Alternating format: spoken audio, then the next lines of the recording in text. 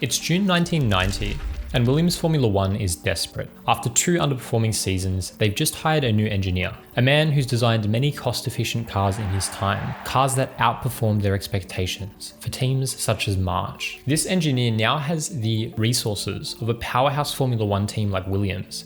He's ready to push the boundaries of what's possible. The project was so promising, it even convinced Nigel Mansell to join Williams from Ferrari, and the result was a car that dominated the 1992 season. It propelled Mansell and Williams to championship glory, and that was all just the beginning. The man behind it all was Adrian Newey, widely regarded as one of the greatest Formula One engineers in history. Fast forward to today, and Newey has announced his departure from Red Bull Racing, the team he helped build into a modern dynasty. And he's also just announced he's joining Aston Martin Formula One team alongside Fernando Alonso for the 2026 season. This move comes 31 years after his first championship with Williams, bringing with him a legendary resume of 12 Constructors' Championships and 13 Drivers' Championships. If Newey were a driver, he'd be heralded as the greatest of all time, without a doubt. But he's not. He's an engineer.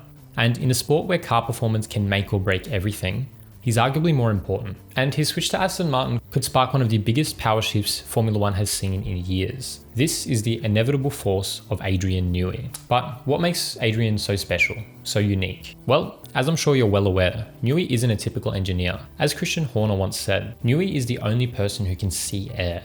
He's more than just an aerodynamicist. He's an engineer with an unmatched understanding of the bigger picture, the entire package. Newey's genius lies in his ability to understand each individual component of the car and how it interacts with every other component. It's his unique perspective that allows him to unlock creative solutions that others wouldn't even think to attempt. Take, for example, the 2009 double diffuser, the loophole that Brawn exploited early on. But instead of conceding defeat to Brawn, Newey reworked his design mid-season. He created a clever new chassis shape that boosted the Y250 vortexes. Essentially, he was harnessing the airflow more effectively than anyone else. And by the time Red Bull added their own double diffuser, Red Bull had turned the RB5 into the fastest car on the grid, leading to multiple championships in the years that followed. This is what makes Newey special. No matter the regulations or the circumstances, he always finds a way to create lap time, and ultimately, success. Newey is often seen as the calm, collected genius of Formula One, but he's always had a bit of a rebellious side. Like, there was a time he was expelled from school for a prank involving a stained glass window. However, his engineering career has been anything but reckless. After starting with the Fittipaldi automotive team in 1980, Newey truly hit his mark with March engineering, and later in IndyCar racing, where he designed multiple cars that won the Indy 500 and also a CART championship. Upon his return to Formula One, he briefly collaborated with future rival Ross Brawn on the 1986 Lola project, which ended in failure and marked a low point in Newey's career. But that setback was short-lived. In 1988, Newey joined the Leyton-house March as chief designer, where his innovative design approach and general approach to car design caught the attention of the F1 world. This is where he created the revolutionary March 881, a car that prioritized aerodynamics over power. While other teams were relying on bulky chassis with big turbo engines, Newey crafted an ultra-efficient, streamlined design.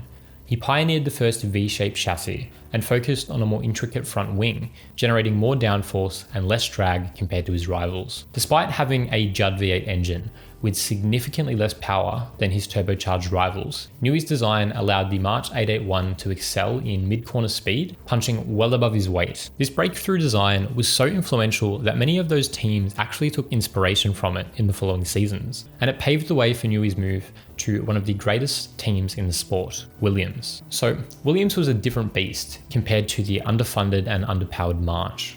They had a solid financial backing and a great engine partner in Renault. Newey finally had everything he needed, not just to succeed, but to dominate the sport. And the impact that Newey brung was immediate. He brought his sophisticated understanding of aerodynamics to a team that had been lagging in their aero department. Newey transformed the 1991 Williams FW14 into a far more advanced car than its predecessor. But that was just the beginning. The FW14 laid the foundation for the all-conquering and very familiar 1992 Williams FW14B, a car that would come to redefine what was possible in Formula One. Newey wasn't focused on just aerodynamics. He was instrumental in pushing for the adoption of active suspension. While other teams had written off the technology as only offering minimal benefit, Newey saw the bigger picture. He saw that if it was developed correctly, active suspension would give him perfect control over the car's aerodynamic platform, allowing for unprecedented handling and performance. The result, of course, was that the Williams FW14B became one of the most dominant cars in Formula One history, with its active suspension and aerodynamics setting a new standard for future car designs. His vision was ahead of his time, and his technical innovations had a lasting impact on the overall sport, something which we're going to see a lot of. However, despite the variety of successes he had at his time at Williams, it all did have to come to an end. This time, it was due to management disagreements. Frank Williams and Patrick Head, despite benefiting from the brilliance of Newey, underestimated his value, and it all ended up with Newey leaving the team. And his time with the team saw them clinch 4 drivers' championships in 7 years. Newey had to go somewhere though. And for 1997, he joined McLaren, just as major regulation changes were about to be introduced. The McLaren MP412 was largely designed before Newey's arrival, meaning Newey had to focus on refining someone else's work, while simultaneously developing the 1998 car. His brilliance though was quickly apparent, as the McLaren duo ended up securing a 1-2 finish at the 1997 European Grand Prix. This strong result set the tone for the off-season, and when racing resumed in 1998, Newey's MP413 had clearly adapted to regulations better than any other car on the grid. What followed was a period of dominance, with McLaren securing back-to-back titles for 1998 and 1999. Mika Hakkinen, Newey's lead driver, narrowly missed out on a 3rd consecutive Drivers' Championship in 2000, further solidifying McLaren as a powerhouse in the sport. However, despite McLaren's success, Newey often felt that he was constrained by management. He felt that his frustrations peaked in 2004, when his ambitious car design was again limited by the team leadership, forcing compromises and other things he thought hurt the performance of the car. And this growing tension ultimately led to Newey seeking new opportunities, culminating in his move to Red Bull, a decision that would ultimately define the next phase of his career. In 2006, Adrian Newey joined Red Bull Racing with a monstrous $10 million per year deal. His initial designs were ambitious, but the team was a bit of a startup. They lacked the technical capacity to fully realize them at the time. That all changed, however, with the 2009 regulation overhaul. Newey's RB5 was a significant step forward, though it was initially overshadowed by Braun GP's double diffuser advantage. Still, Red Bull and Newey kept refining the car, and by the end of the season, the RB5 had become the car to beat. So what made the RB5 truly remarkable was that it laid the foundation for Red Bull's domination from 2010 to 2013 with Sebastian Vettel. He ended up winning multiple titles, and he was even the youngest double champion in the history of Formula One. However, Newey did end up becoming frustrated again with management's approach, especially with the Renault engines, and he briefly stepped back and took a more backseat role with Red Bull, working on other projects such as boats and other sort of sporting stuff with the team. His spark was then reignited as Red Bull did announce a partnership with Honda, and Newey's expertise helped Red Bull return to dominance, ending the Mercedes reign that began in 2014. By now, most of you are familiar with Red Bull's resurgence and the recent challenges, but today, it was announced that Adrian Newey would be stepping into Aston Martin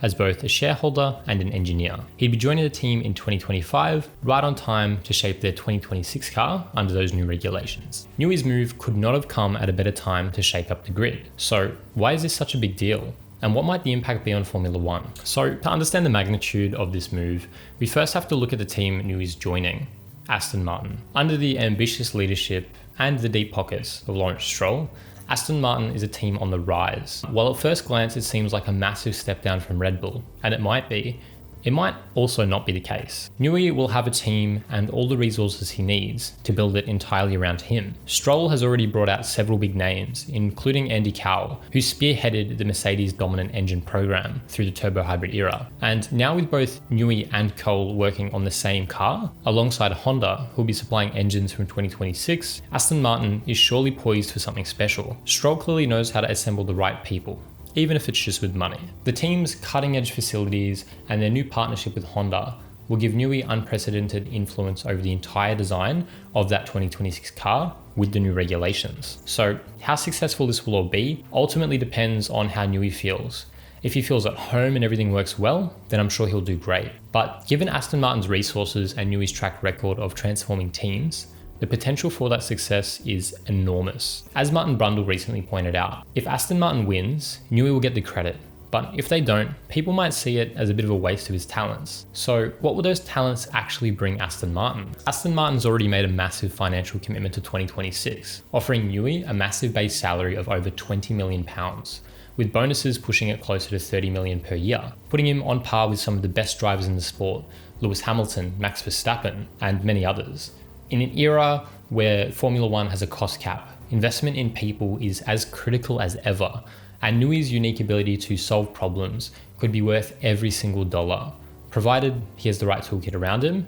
Another thing to note is that since Newey stepped away from Red Bull, the team has struggled with certain car issues, and they've dropped from their dominant position, underlying just how much value Newey might actually bring. His move to Aston Martin doesn't just affect the new team, it could shift the entire power dynamic of Formula One. While Fernando Alonso is probably very happy with Newey designing his future car, by the time this actually hits the track, Alonso is going to be 45 years old. It raises the question of if he'll still be in his peak, if he'll be able to drive fast enough, or if he's even going to be at the team at all. But the implications go well beyond Aston Martin. This move could spell the end of Red Bull's dominance, opening the door for teams like Mercedes, McLaren, or even Aston Martin to rise back to the top. The 2026 season is shaping up to be incredible, with much up for grabs if all the teams get it right. And depending on how things shake out, we could even see unexpected driver moves. If Newey builds the best car, why wouldn't Max Verstappen be tempted to join Aston Martin in the future? Especially with Lawrence Stroll's financial backing. It's not out of the question. Stroll's resources could always attract the top talent needed for a championship fight if it does pop up. But I'd love to know your thoughts on this move. And if you want more Formula One content, check out my video on Formula One's newest driver, Franco Colapinto, on screen now.